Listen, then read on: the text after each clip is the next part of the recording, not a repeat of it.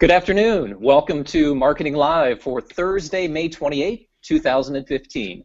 I'm Rob Zinkin coming to you from the beautiful Indiana University campus in Bloomington, Indiana. Today we'll discuss the state of higher ed branding with two distinguished guests. This is my first show and I'm delighted to be a part of the Higher Ed Live Network, a series of professional development web shows and podcasts which are always free and accessible to you in the archives at higheredlive.com and on iTunes. Be a part of our broadcast by tuning in live and sharing your insights and questions using the Higher Ed Live hashtag on Twitter. You can receive weekly updates with live show dates and times by subscribing to the Higher Ed Live newsletter.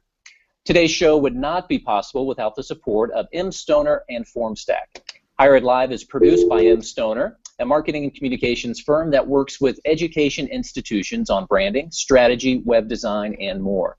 M. Stoner is offering free 30-minute print consultations in May and June.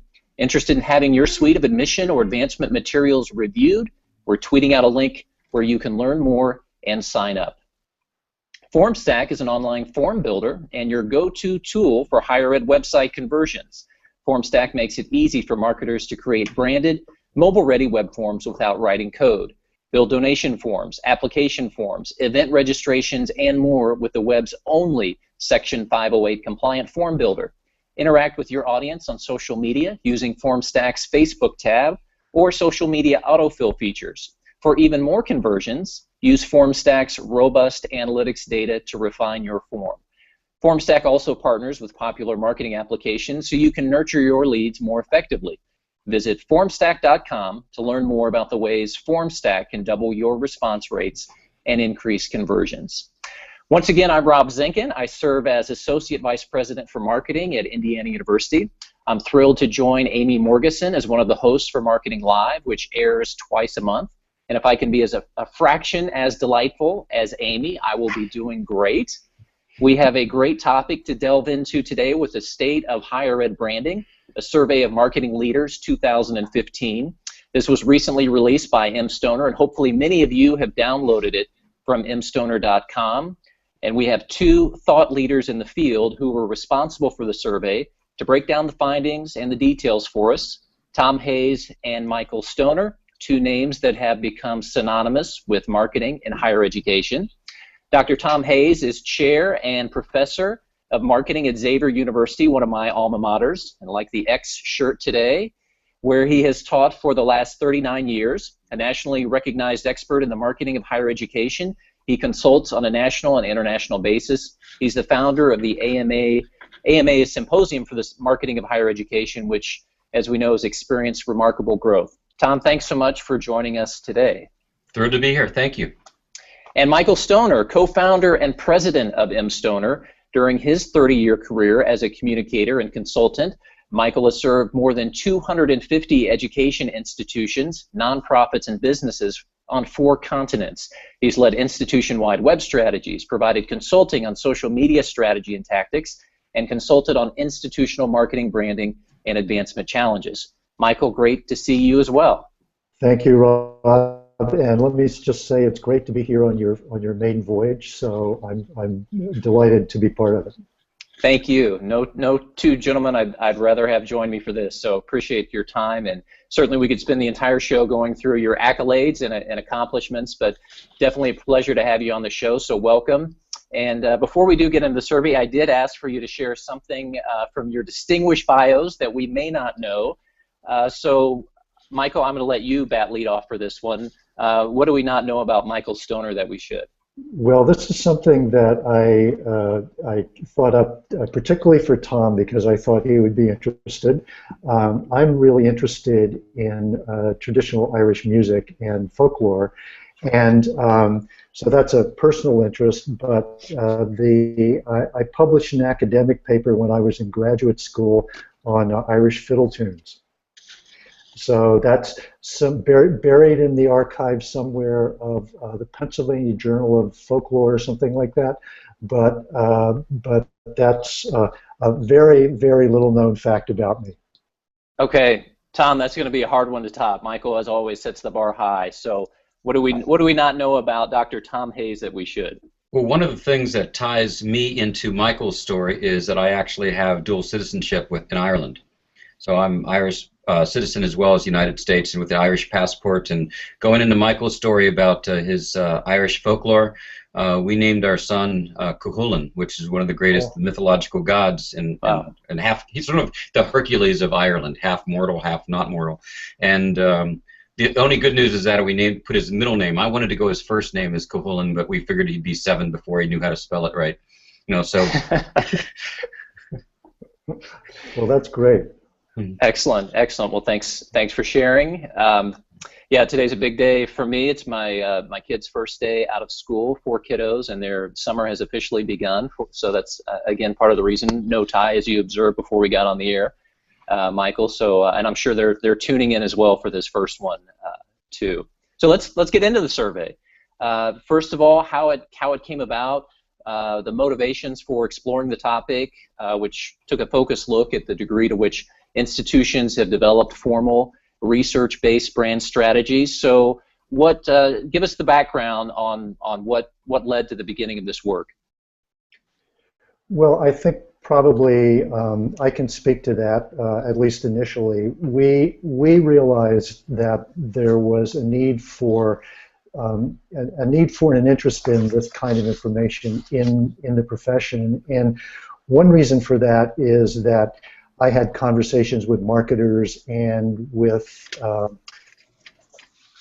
campus leaders that they were making decisions about brand strategy without any knowledge of what competitors spent or what other institutions spent. Was $50,000 too little, too much?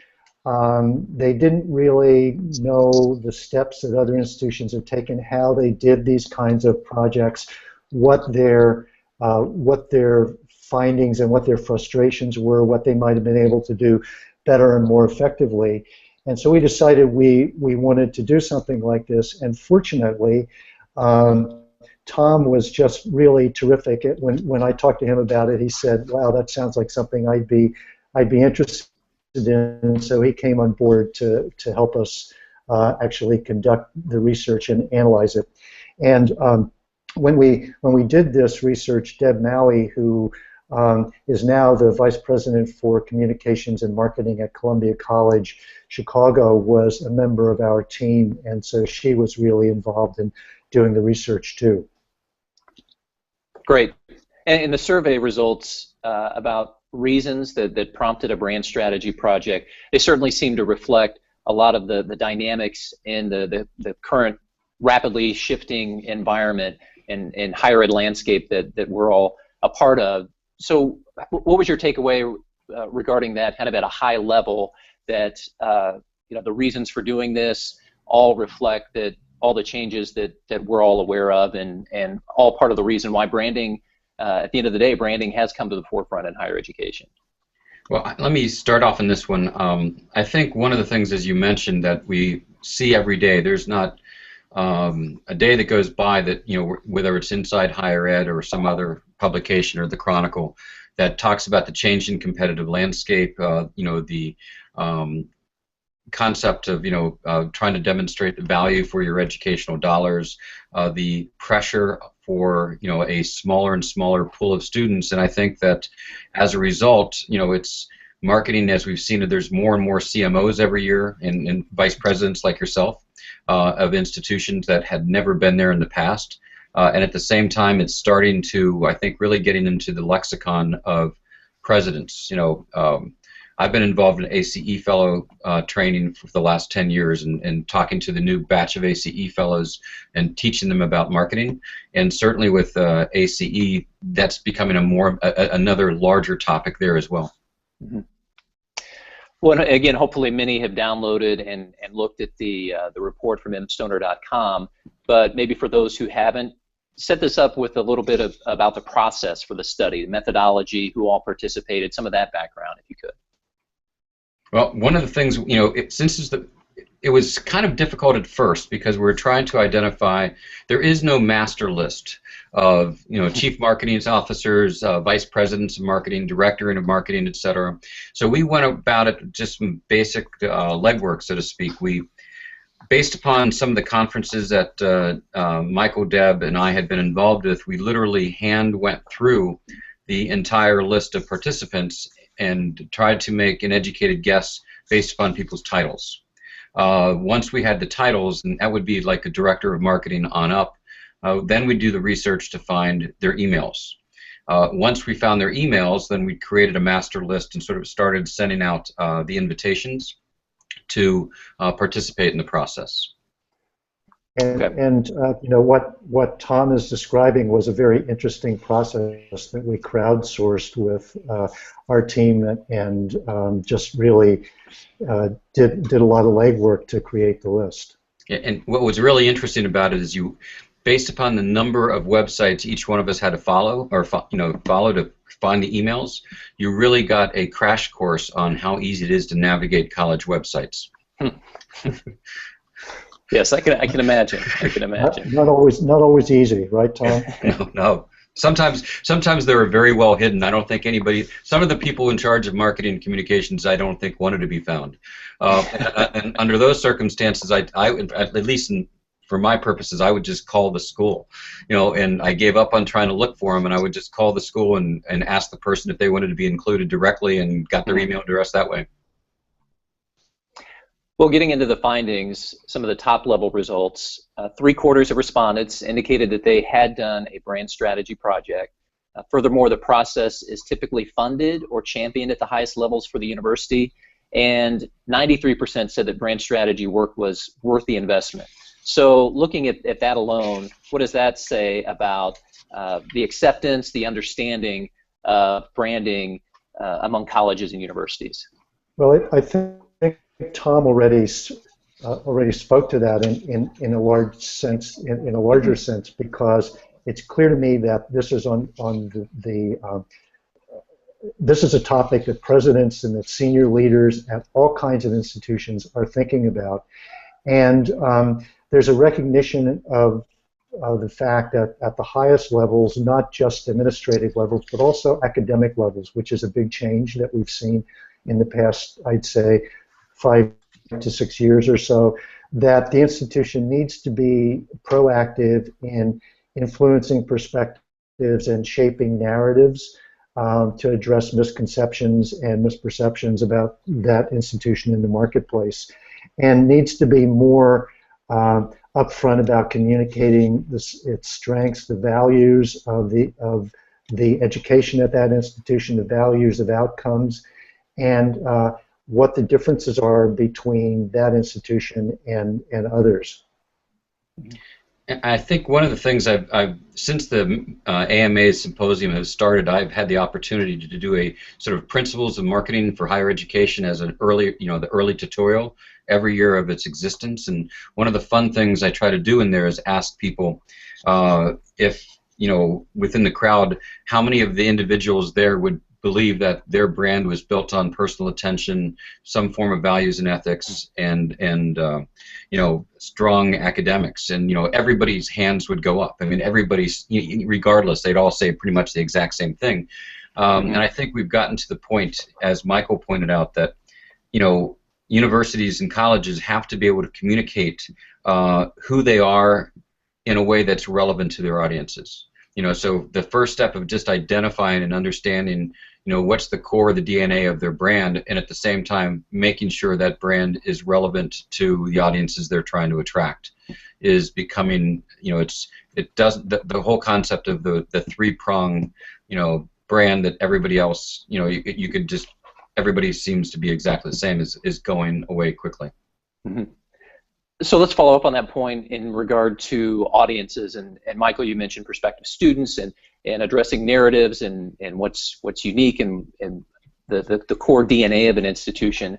So with the findings, were you surprised that the goals for brand strategy projects were mainly related to awareness, student enrollment, and advancement-related goals, fundraising, alumni affinity, alumni engagement, didn't really move the needle? That actually didn't surprise me at all. Just about every institution that I speak to or have any kind of contact with, the chief marketing officer or a president or a vice president. They're more concerned about their perceptions among prospective students and parents. Of course, they're concerned about alumni affiliation too, and they're concerned about donations. But when it comes to brand perception, getting out there and building awareness among the audiences that influence student recruitment that's the #1 priority. And to add to that, I think you have to take into account the basis of the sample of where we got our audience from. This is the first year we've done this, and we certainly hope to expand it, in years as we go forward. But when you look at the fact that, the individuals that we contacted and included in the study were all attending, conferences on marketing of higher education, I think that's also an indication, that they were there for a reason, and that particular focus in and of itself could have been a result of why they were there and their overall focus from that perspective as well. I think it's also in the nature of the environment on a lot of campuses where marketing, the CMO, and the Chief Advancement Officer are disconnected from each other. Mm-hmm. And so, I know this is something that I hear a lot of discussions about. I know CASE is talking about how they can help to shift awareness around this issue, and there are institutions, for example, like American University, where there's a chief marketing officer, although that's not her title, that's Terry Flannery, and a chief advancement officer who are independent cabinet officers, but who have a very strong relationship, work together closely, and collaborate extensively. So I think that's the kind of model that we'll see more and more on campuses. But right now, the reality is that a lot of institutions, marketing is here, advancement is here. They might have some contact. The leaders of those divisions and staffs might have some contact with each other, but they aren't as tightly integrated as they could be or should be. Yep.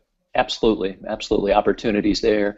One of the things that came through with the survey results, certainly around research and the role that research plays at a brand strategy process, needs to be informed by solid marketing research efforts. And there was a wide range of research strategies mentioned in the survey results. So did you get a sense regarding what stages of the process where research has been most valuable? Obviously, it can come and play before, during, and or after, or do you have specific recommendations regarding research for those who are looking to begin a brand strategy process for their institution? Well, some of the research we got back I found very satisfying, but at the same time, honestly, some of it was still kind of scary to me, in the sense that, the vast majority, 92% of the participants basically said they've done some form of qualitative research with internal stakeholders, whether it's focus groups, one-on-one, etc., in order to be able to identify, and I think this is a very important step in the research process, is to be able to identify internally what people believe to be true about the institution, so that whatever brand is built on, it's on a solid foundation.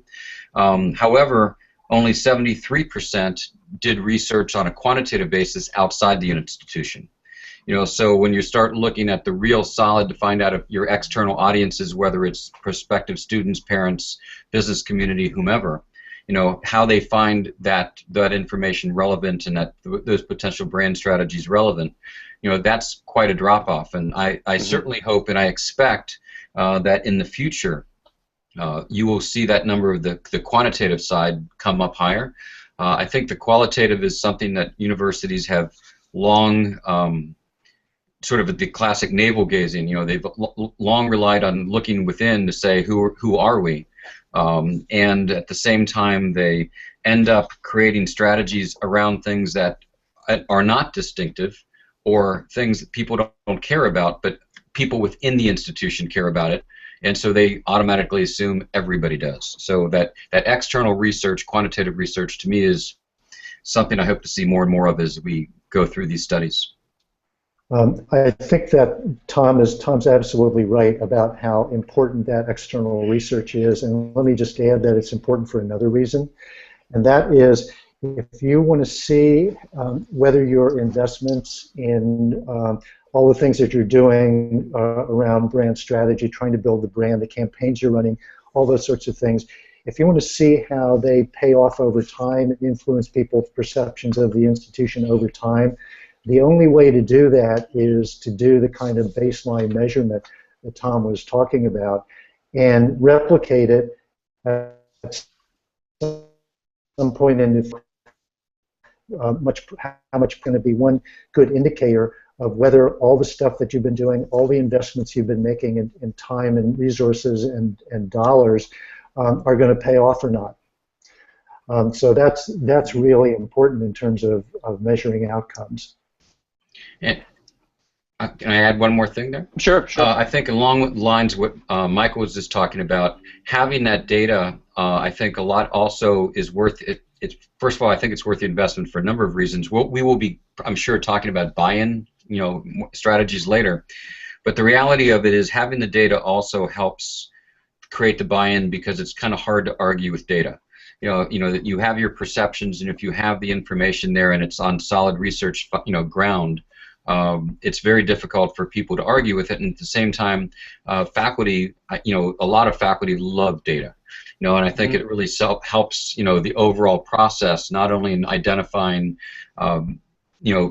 what's relevant to the public and, what's a strong brand position, but also it helps to communicate and sell, so to speak, the brand internally.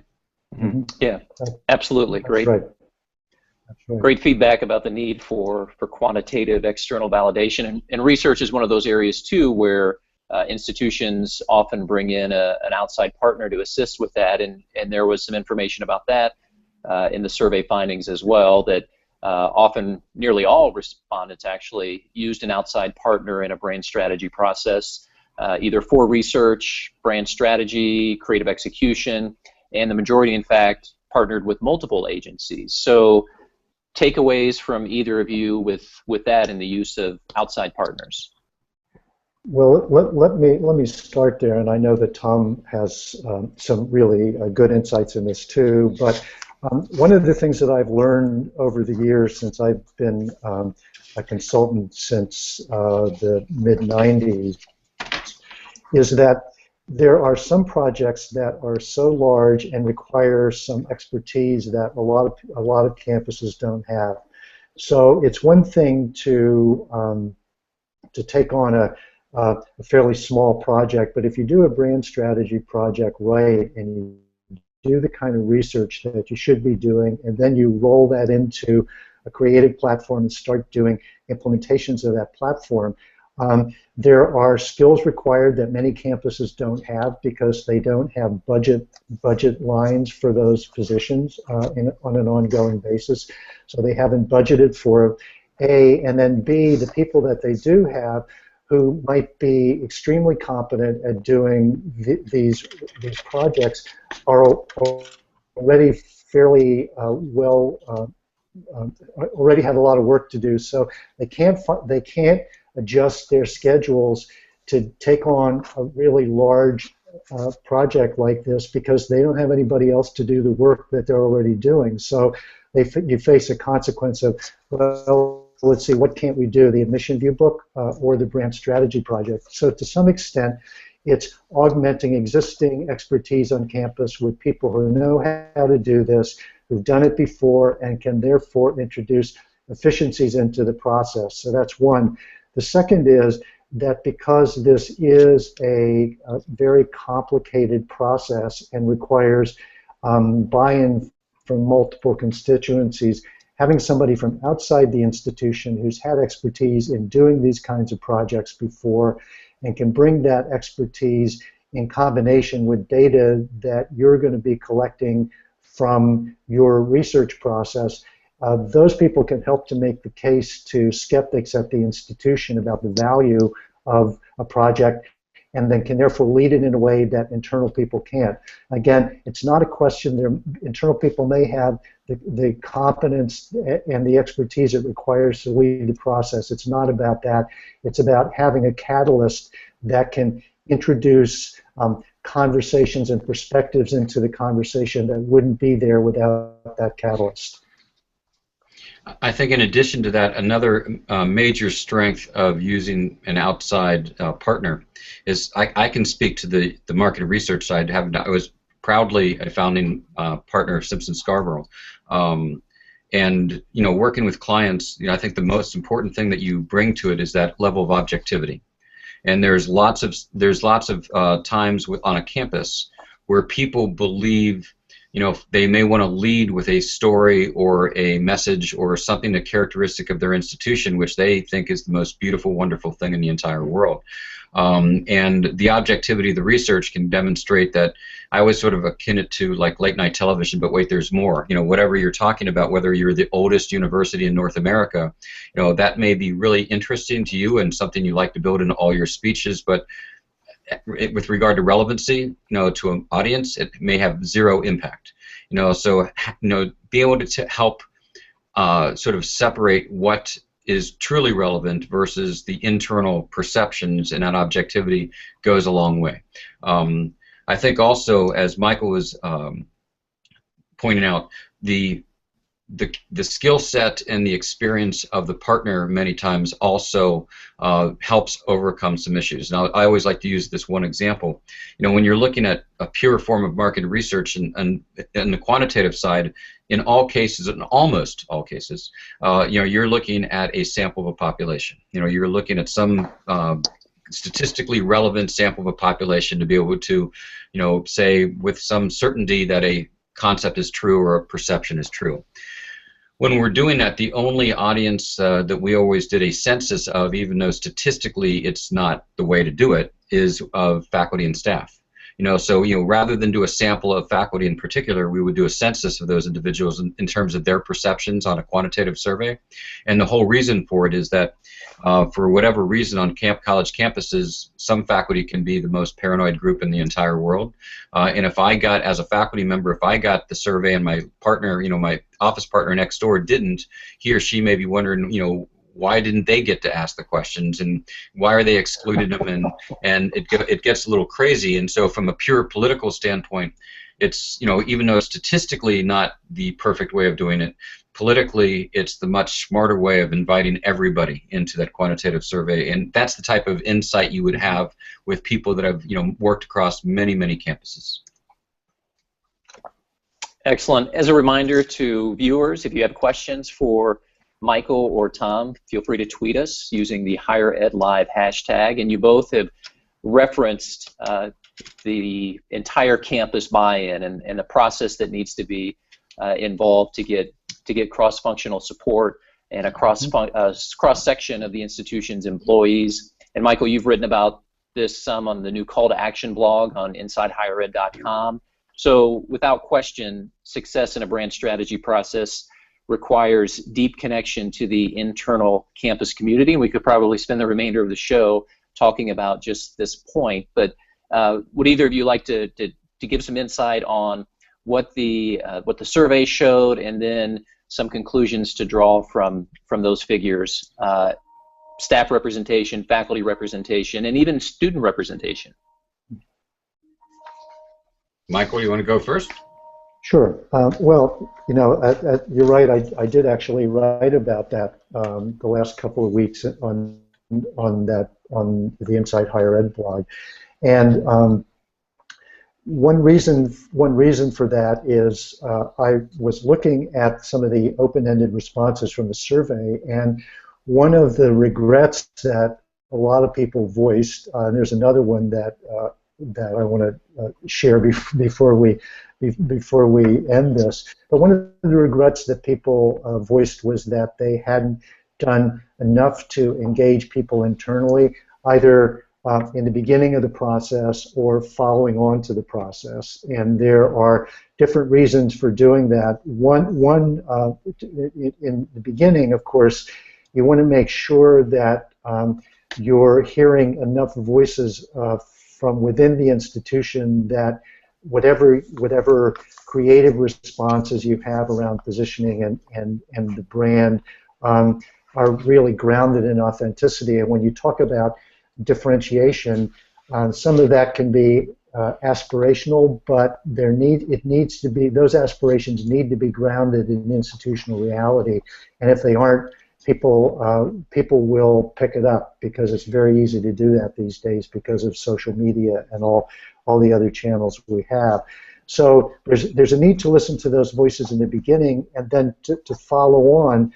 There's a need to engage people in ongoing conversations to help build awareness of the brand strategy and the creative expressions and the platform you've developed from the research, because they're the people who are going to be carrying the brand forward. So you want not only current students and alumni, but also the people who are taking care of campus and the tour guides in the admissions office. You want them to be aware of what your brand platform is and what your messages are, and to have that in the front of their minds when they're talking to parents. It's not to say that they're going to spout word for word any language that you develop, but to make sure that they can develop their own authentic expressions of what your institution is related to what your research has developed. And to emphasize a lot of what Michael just brought up, from a pure theory standpoint, which I hate to bring up, but from a theory standpoint, one of the things I always like to point out is that marketing, or in higher education, is what I would refer to as being in the service industry. And one of the highlights of the service industry, one of the main tenets of marketing a service, is that the services are inseparable from the people who deliver them. Which goes back to Michael's point, is that the brand of an institution lives and lies within the people of that institution. So when you're talking about anything, as Michael alluded to, from physical plant to the people working in the CAF to the president of the institution, the people's perceptions of what is authentic and true about the institution, the things that people carry forward and communicate on a day-to-day basis when they're talking just to their neighbors, all those things have to be able to be found within those individuals, and it has to reflect those beliefs and with the level of authenticity that Michael was referring to. And to leave anybody out on campus, the university is made up of people. And the people across the campus, like as I said, really own this brand and live this brand. And if you didn't include them, you'd be making a grave mistake.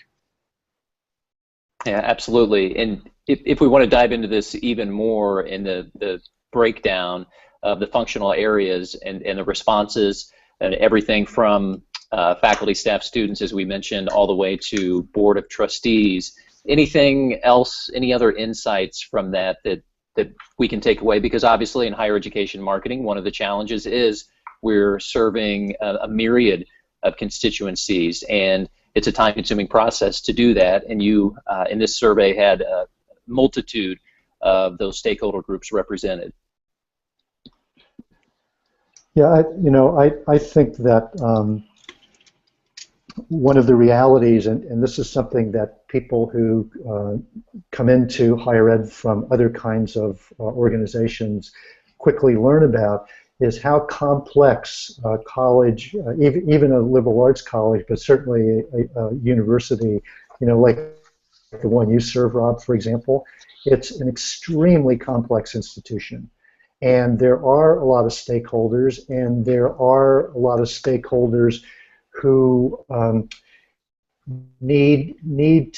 whose awareness needs to be considered in terms of both the front end research and implementation of anything that you do from the creative standpoint. And of course, one key audience there is faculty. And so I think we have all heard stories about how faculty members have objected to creative execution and taglines and brand positioning, and have been able to slow down or stop the results of hard work, focus groups, and other kinds of testing with actual users. Maybe in the case of prospective students, or in the case of donors, from an alumni, from a fundraising perspective. So I think it's really important that we consider how much of a stake people have in the institution, and that's what, getting back to a remark that Tom made, data is really, really important. Data is really important at shaping internal perspectives and helping people understand why you're making some of the choices you're making as you move along the process, the brand strategy and implementation process. And to add to that, I think another strategy that's used a lot to sort of help this along, Michael was talking about faculty on campuses, et cetera. And I'm sure a lot of those listening and to this discussion understand that marketing is probably still one of the most misunderstood concepts out there, that most people always think it's still, even as I teach new MBAs, they believe it's marketing or advertising or sales. And there's some kind of slick hucksterism that's involved in it, et cetera, that's not built on authenticity. And I know certainly one of the strategies that a lot of the clients I had the privilege to work with used was, even before launching the research process, I would go in and give a seminar open seminars to the faculty staff of the university on marketing of higher education, sort of like the mini version of what we do at the AMA, or the use of marketing research in higher education, just to sort of lay the groundwork and try to bring everybody up to speed, at least in the language and the process, to try to dispel any false assumptions or perceptions and also be able to address questions from the get-go. Because once you are using the same language or at the same base of understanding, it also helps grease the skid, so to speak, for moving forward, because people have the context to which to relate what you're talking about. Mm-hmm. Excellent. So we've covered research, we've covered the need for broad engagement and involvement internally, externally. So for those who have not engaged in a process like this yet and are thinking about it and trying to plan for it, tell us about survey findings related to timelines, and then also about budgets and the type of investment that's required to undertake this sort of comprehensive process when it comes to brand strategy. Well, let me say, I think Tom can maybe talk about the timeline piece, but let me start off with budget. One of the things that I found really interesting in looking at the findings is that 18% of respondents said that they spent $50,000 or less on their project. And yet, one of the most common regrets is that people didn't have a large enough budget. So that wasn't just for research, for the research piece, but they didn't have a large enough budget for the execution piece, because a lot of people think about what happens is, well, we're going to do this research, and then we're going to do some we might reshape our logo, and we might create some positioning language, and we're done. Hey, guess what? You're not done. There's a need for ongoing implementation from a creative standpoint. There's a need for ongoing awareness building, and there's a need for continuing to not to think about this as a project, but as a process.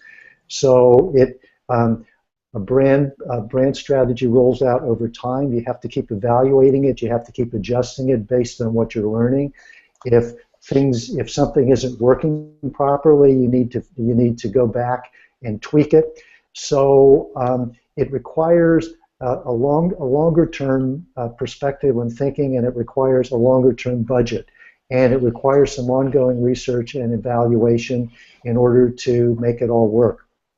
So just as an example, as I was looking at the open ends this week for the blog post I wrote for the Inside Higher Ed blog, Call to Action, here's a sample quote about one person's regret.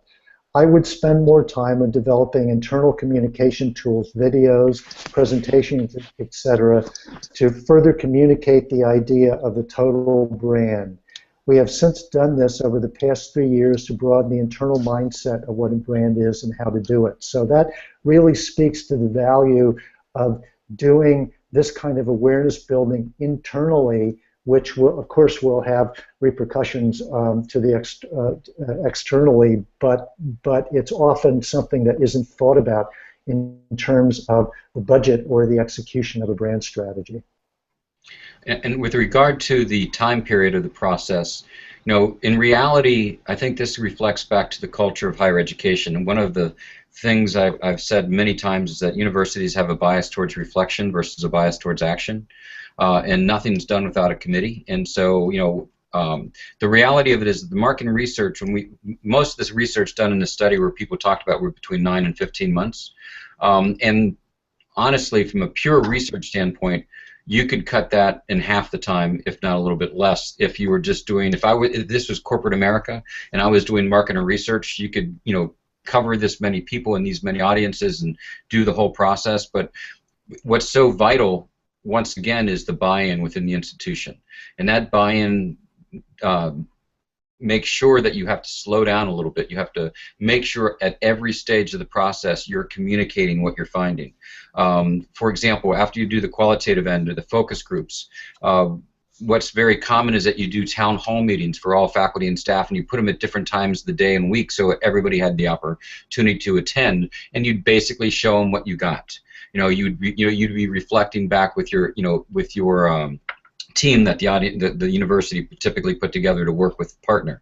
As your quantitative information comes in, you would do town hall meetings with them to say, this is the data. And one of the things that we were always careful, and I was certainly careful not to do when we presented the data to faculty and staff in a town hall, is I would never use the term, you know, this is the data and this is what it says. I would say, this is the data, what do you think it says? You know, and so I would, and it encourages, you know, it's data, so people aren't really going to come up with anything different than you. But once again, in the culture of higher education, you know, tell a faculty member what something is, and they're going to put on their critical thinking skill hat and try to tear apart what's wrong with it or why that's not the case. If you ask the question, what do you think it is, and they're going to give you, you know, 99% of the time the same thing you were going to tell them, but they've discovered it on their own. And so the process of moving a little slower, a little bit more deliberately, and at every stage communicating what you're doing and how you're doing it is vital to the ultimate buy-in to the process. So it may take longer than you would find in a corporate setting, but it's imperative that that time is spent. Great, and really appreciate the insight wearing your faculty hat to add to the discussion as well, Tom. And this being a longer-term project, longer-term budget, longer-term thinking and planning associated with this. So you've hinted a little bit on the outcomes in measuring success. So let's get into what the survey shared, the results shared when it came to that. And more than half use business results, specifically enrollment and fundraising, to measure success of a new brand strategy. On the flip side, though, 27% had no formal measurement of success. So a little bit across the board when it came to measuring success of these. Yeah, I just made a little note on my copy, you know, WTF with about 8 question marks after it. Like, I don't understand the mentality of somebody who leads a project like this and doesn't build into it some basic success measurements. And I totally get how difficult it is to track some of the things, some of the measurements of success and attribute it to this or that or the other thing. Because the truth is you might be rolling out a new brand and new creative materials. You also might be changing up your search process. You know, there might be changes in your admissions office. You know, so you can't necessarily say, wow, we rolled out a new brand, and one of the reasons it was successful is because we have 25% more applicants this year. Or 10% better applicants this year. You don't necessarily know that, but not to look at it and say, how do we do? How are things looking? What are measures of success? I don't get that mentality. And I think that's, I didn't have what Michael had, but I had the word scary in big letters, around that information. But I would also expect, as we move forward, that, more and more emphasis every day is put on return on investment. Just like everything else, as the competition gets tougher, budgets get tighter, and I think boards, presidents, et cetera, want to make sure that we're using our resources wisely. And I think there's more of an emphasis and a need to be able to demonstrate, the value and the return on investment for what you're doing. So I would expect that number to go down as we move forward. And I also think it also maybe, if you're looking at the crosstabs, in terms of a lot of that 27% may be also very much tied to people who only do qualitative research, and they're not really into measurement to begin with. So if you're not doing quantitative, measurement, the odds of you, following up with any measurement are very, very small. I think Tom's absolutely right. And one of the things that I think it's important to say in the context of this conversation, 5 years ago, we wouldn't have done a study on brand strategy in higher ed because there wasn't much happening.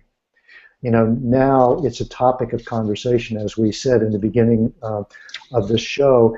It's a topic of conversation that presidents are engaged in, faculty members are engaged in, staff members are engaged in. It's happening across advancement, across marketing, across communications. So there are a lot of people who are paying attention to it. We're becoming more professional in the way we do these sorts of things, and part of the development of that professional focus is, how do we measure outcomes? What can we expect from some of the investments we're making? At some point in the not very distant future, in a survey like this, I think we'll be able to look at benchmarks across institutions and across types of institutions. So it's an ongoing evolution, and it's something that's happening right now. I've often thought, Tom, that it would be a really great presentation at an AMA to go back and look at the programs for the AMA Symposium for the Marketing of Higher Ed when it first started, and who was speaking and what the topics were, and compare that to what's happening now, and look at the change over time, because it's been enormous. Enormous. So measurement, we've talked a little bit about rollouts, implementation, and I'd like to hear more about that.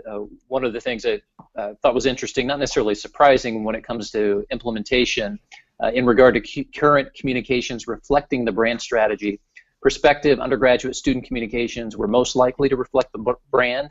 The athletics communications were least likely. So not necessarily a surprise, but at the same time, what does that say in terms of an opportunity that may exist there across the institution? So anything related to that, or implementation of a brand strategy process in terms of materials and outcomes, and obviously that the execution has to be there as well.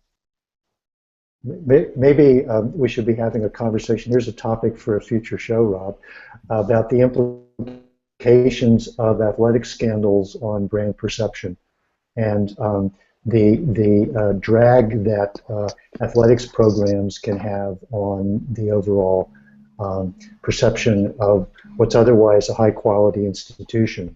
So, just let me suggest that in terms of that particular juxtaposition.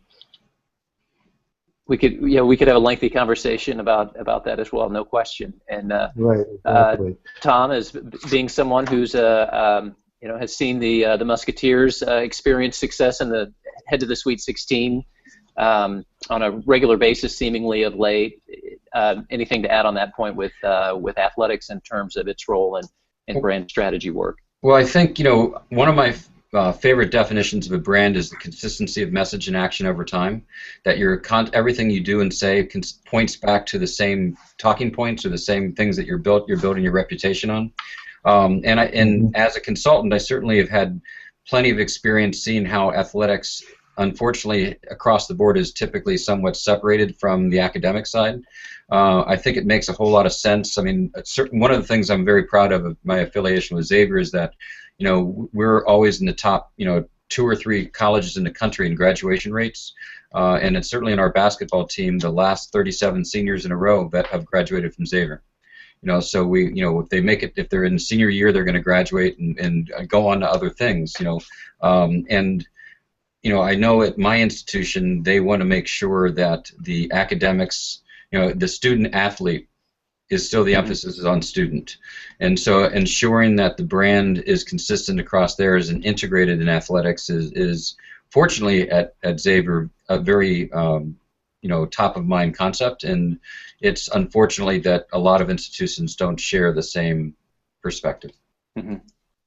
Yeah, I don't want to spend too much time focusing on the athletics versus institutional brand, because I think there are other things to talk about here. But I think this is a case where we still haven't worked out in higher ed the relative values and the relative weights of the institutional brand, the overall institutional brand, versus pieces of the institution.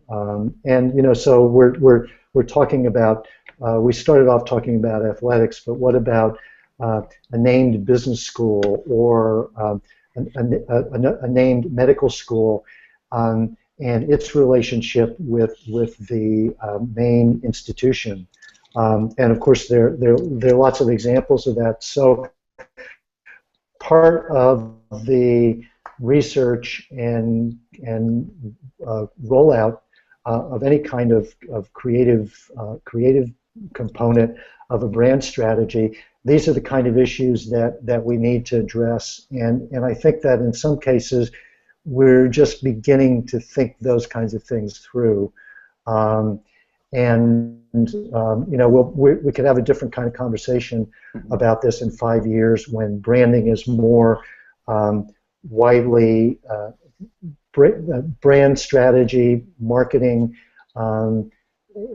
is more widely embedded in the culture of an academic institution.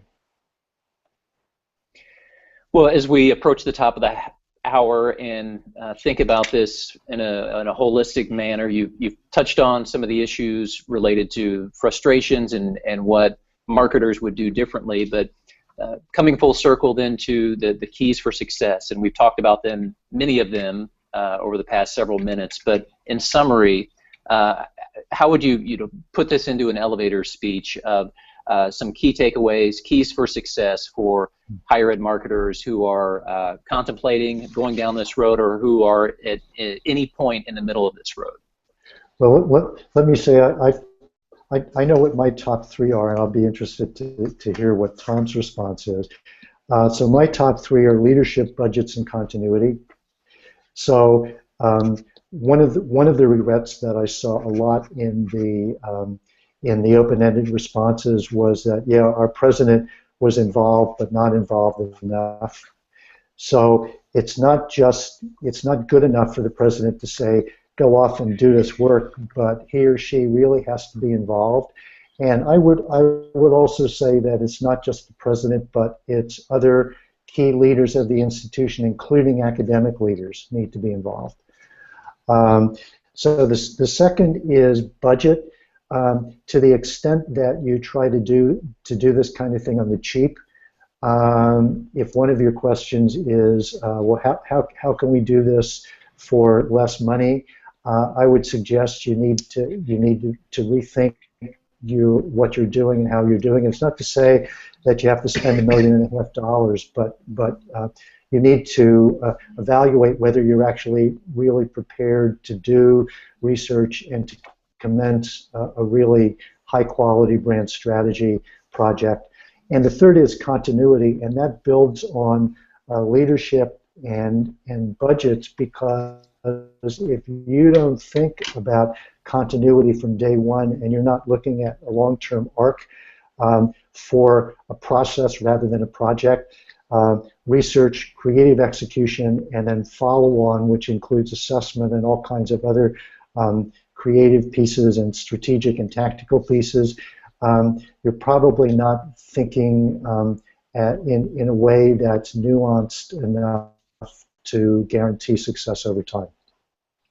Okay, and I'm going to go with Michael's top three because I like alliteration.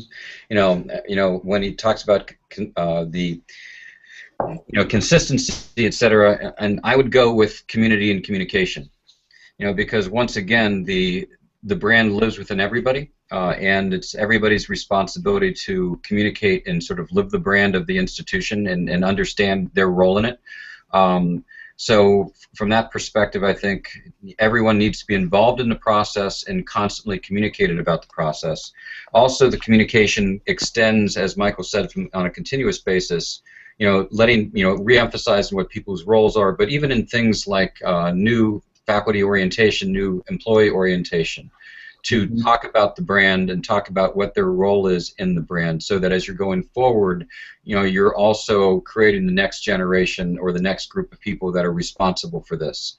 You cannot, as the classic saying says, you cannot communicate too much. You cannot over communicate, and just to reinforce over and over again what you're about at every opportunity, people will eventually get it. But at the same time, you can never assume that they do. And with the turnover at institutions, whether it's faculty or staff, you've got to keep it front and center in people's minds as well. Yeah, great, terrific advice. So, in closing, then, I know this is the first of a planned annual study. So, potential areas for future study, and where do you go from here? Well, that's a good question. We do plan to do this again, and whether it will be annual or biannual, we haven't quite decided yet. Okay. So to be determined. And I love to hear from people if there are any questions that we should add. If there are any other things that people would like to know, we'd love to hear about it. Yeah, excellent. And certainly, I would like to be able to expand the base and make the population a lot larger, the sample a lot larger as we go forward. And I think the more we share this information, in systems, like this that we're doing right now, the more feedback we'll get, and the more audiences we'll be able to reach as part of the process. And I do want to throw one last thing in, if you don't mind. I thought the one thing that was most important at the end of the day is that 93% of the people who took this survey said it was worth the investment. So even with all the challenges, etc., at the end of the day, they found it was something they would do again, and they thought it was worth the money. Great point to close on. So thank you both, Tom Hayes, Michael Stoner, today's Marketing Live guests, for sharing your time and all the expertise and the work on the study. So thanks as always to program sponsors, M. Stoner and FormStack. Be sure to get reminders about this and other great shows by subscribing to the Higher Ed Live newsletter. You can browse the archives at higheredlive.com or subscribe to the podcast on iTunes. So thanks again to Tom and Michael. I'm Rob Zinkin. We'll be back in June with more content for you on Marketing Live on the Higher Ed Live Network. Thank you very much. Thank you, Rob. Thanks, Tom. Thank you.